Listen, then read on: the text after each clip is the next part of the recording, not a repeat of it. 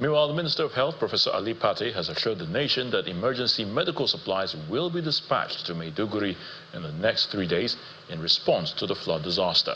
In an exclusive interview with Channels Television, the Health Minister, who has visited the state to assess the situation, notes that the ministry is working hard to replace over 2 million doses of vaccines already lost to the floods to halt a significant outbreak of vaccine-preventable diseases. I was fortunate yesterday to visit Maiduguri and to see firsthand the situation. It's a major humanitarian crisis with displacements of hundreds of thousands of people. I can see the public health implication of this in terms of post-sanitation, drinking contaminated water. You can easily see outbreaks of diseases. We lost about 2 million doses of vaccines that were in a cold store that were exposed and to temperature more than 30 degrees Celsius, and those are lost.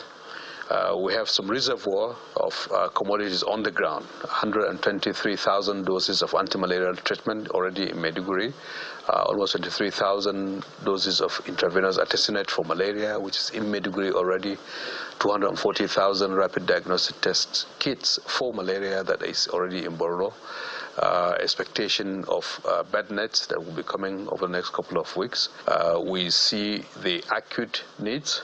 Then there are medium and longer term needs which will become evident as the floods recede and the extent of the damage becomes clearer.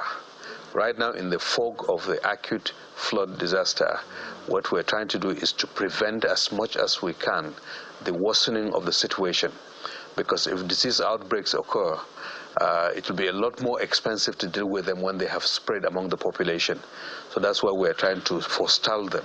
Having clean water, having antibiotics, antimalarials, having vaccinations, so that people have their immunity boosted while they're getting food and the psychological, psychosocial support that they also need in times such as this.